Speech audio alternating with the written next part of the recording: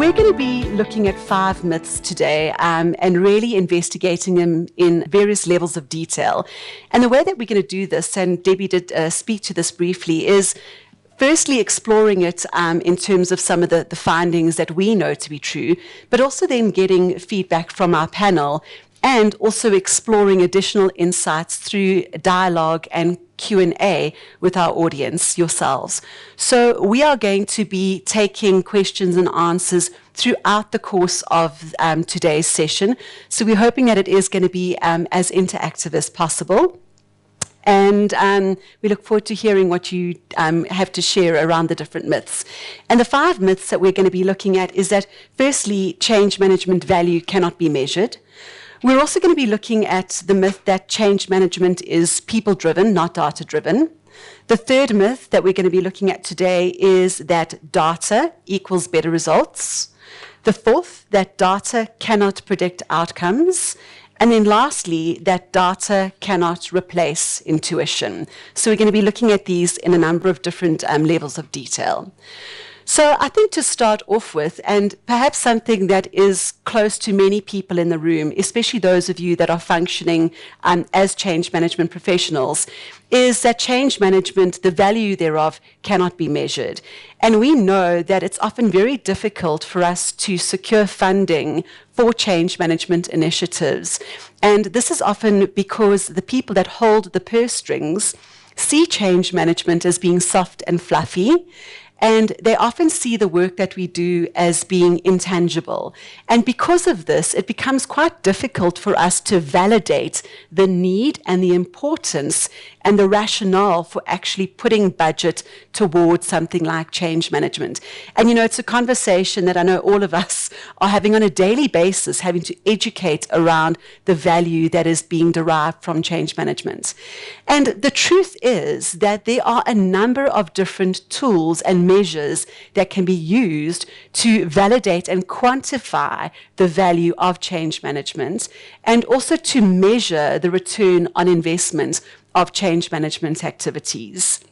We also know that there are tools that we can use for measuring adoption and usage, and that there are very hard and fast tools that we can use for realizing intended project benefits.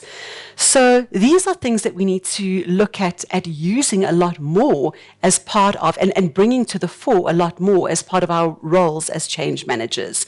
And I think the questions are, how should we go about measuring the value of change management?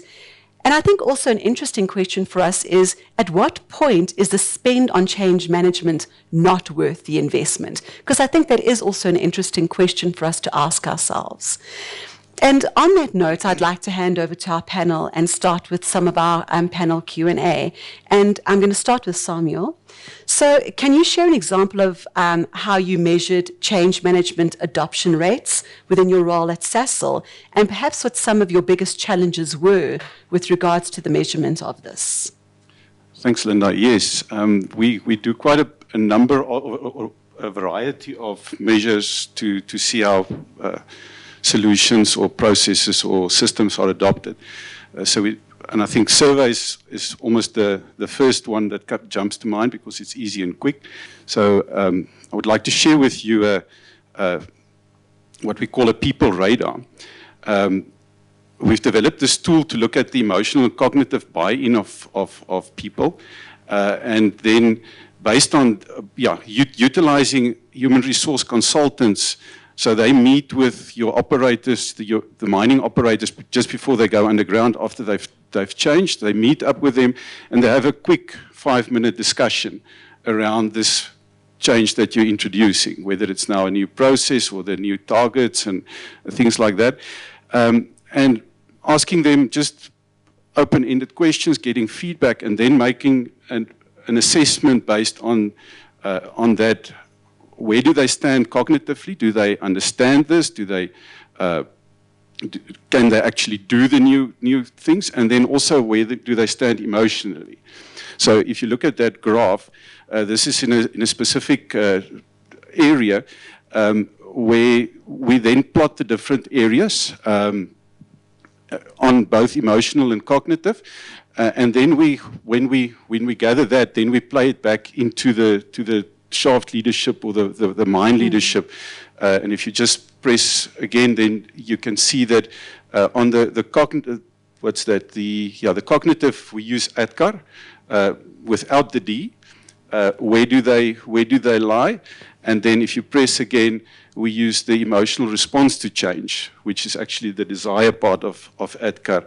And then you can plot them. So in terms of the cognitive, and out of that conversation, your leadership team can then say, okay, but we need to focus on this or that, either to bring the people along or to make sure that they either go on training, or we need to review certain things with them. So it makes it very practical to see how they are adopting to that, to the solution that we're implementing. And I'm sure within an environment like Sasol that is so production orientated and focused, to have people not buy into a change means that there would be a direct impact on bottom line, because things just simply won't be done. So there is that vested and rands and cents value associated with being able to quantify it. Absolutely. And the challenges that we have initially when we started this process, the response was, we're driving production, so we can't take the people out doing focus groups or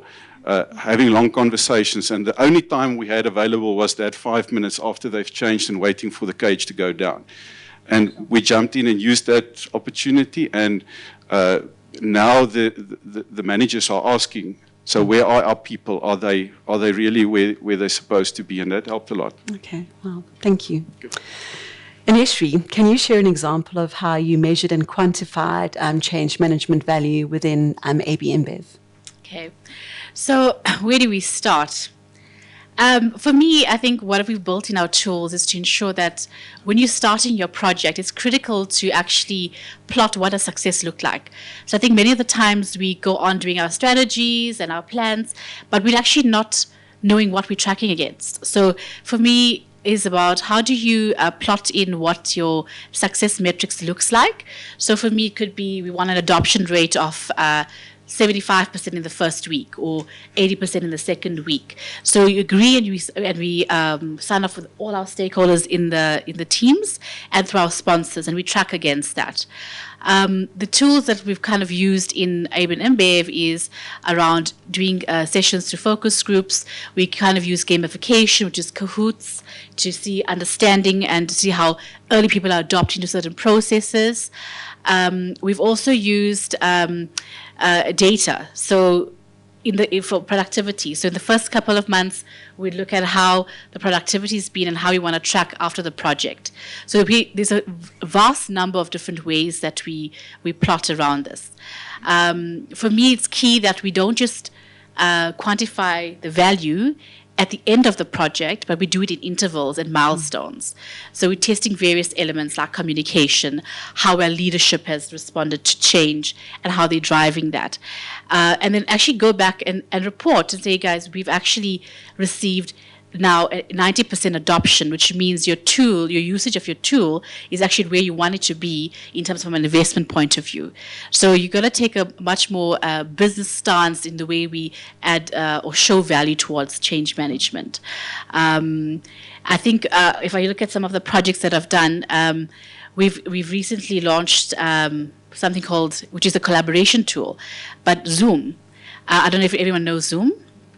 So if you look at 14 countries across Africa, it's not an easy task because every country's got its own element. So understanding that culture is also important and how we bring that to play.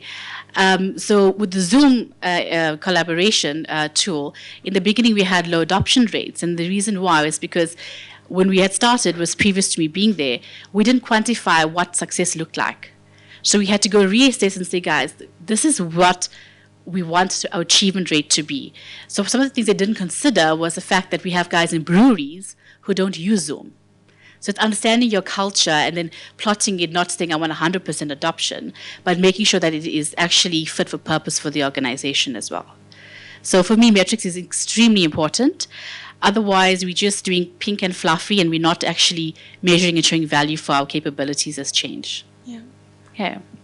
Thank you, Aneshri. So I'd like to open up to the audience and just find out from you what questions you may have around the actual establishment or the valuation of change management. So how do you quantify the benefit of change management?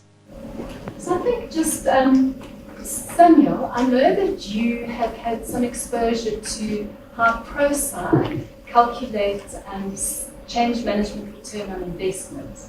And you perhaps want to just share with the audience the approach that ProSci takes with that. Debbie, yeah, you're putting me on the spot now. Yeah, I think in a later slide that I also like to share is where we use the ProSci effectiveness of change, the triangle, to look at your sponsorship, your change management, and your project management, and just making that visible to leaders, and for instance, an EXCO, on what they spend the money on, and how much effort they put into that. That creates that conversation in the room to say, but are we really getting the value out of the investment that we're making, or are we throwing money into the water? So just out of interest then, so we've got a real-time polling tool that we're going to be using today for the first time, so we're quite excited about it. It would just be interesting from all of you in the room, how many of you have actually measured your change management return on investment? So for those, I see that some of you are early adopters and that you've already started completing the survey, which is stunning. So I see that about 83% so far of respondents, it's going down, it's going up, that's fantastic, down.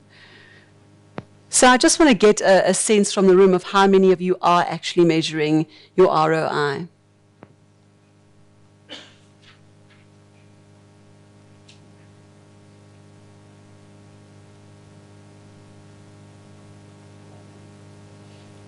All right.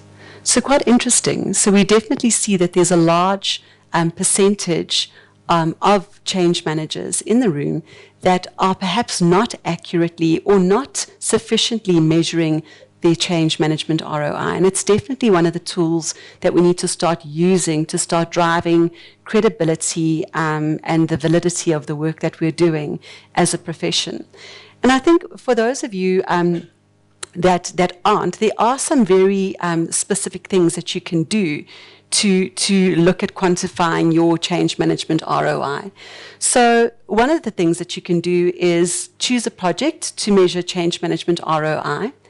And another thing that you can do is compare your project to a similar historical project that didn't have change management. And I want to give you an example. One of the projects that we worked on many years ago was an online check-in system. And they had tried to implement this check-in system before, and on that project, they didn't have any change management. And there was no adoption. There was absolute pushback of this new system. And the company had invested millions and millions and millions into this new piece of technology. It was rejected, and the project failed. We then were asked to come when they reinitiated the project a few years later, and this time they did it with change management. And through the work that we did, we were able to get the required adoption of the solution by the employees. And here you can see that there is a very hard way to define the rands and cents value of change management. Before they'd spent X million on trying to implement the solution, it was a failure. With change management, we have implemented, and it's a success. So there is a hard and fast way of actually quantifying the value that we brought to that project. Yes. Just on that, I think what's so important is to have that comparative project, because so often we can go in and we can say, you know, statistically, so many strategic projects fail, 78% of them because of lack of change.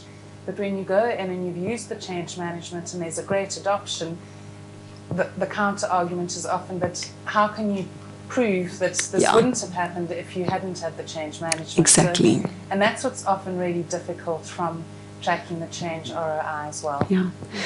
And so for us to also try and use case studies, so if you don't have your own direct project correlation that you can use, do some research, look at white papers, look at what's going on in the industry, so at least have something that you can reference off to give you some leeway in terms of the conversation. Also look at measuring and comparing the speed of adoption. And then lastly, quantifying the benefits realized through adoption. And I'll give you another example here. So if you have a company that, for example, is going to be implementing a CRM solution, the whole purpose of a CRM solution is to be able to generate sales via leads. So if you implement that solution, you should be able to look at, since we've implemented the solution, what is the number of sales to lead conversion compared to what we had in the past. So it's definitely looking at finding these sorts of comparative projects, comparative measures, and using those as part of the conversation. And you should be asking yourself, if there is no change management, if there is no people adoption, if the system is rejected, I'll give you a great example. We're in Sandton at the moment. There is a brand new building that's just been built across the way from where we are, a huge building. The company that was supposed to move in there, the employees turned around and they said flat out, they are not moving. They are not moving. There is this huge building. I shudder to think how much money has been spent on building it. The people just turned around and said, we're not moving. It is actually quite easy to start quantifying the cost of no change management or failed change management. So it's just giving you food for thought. Like, what are some of the things that you could start doing differently to drive these sorts of conversations? But if we look at applying these different points, I'm sure you'll agree with me that this myth is definitely busted. We can certainly measure the value of change management and its return on investment.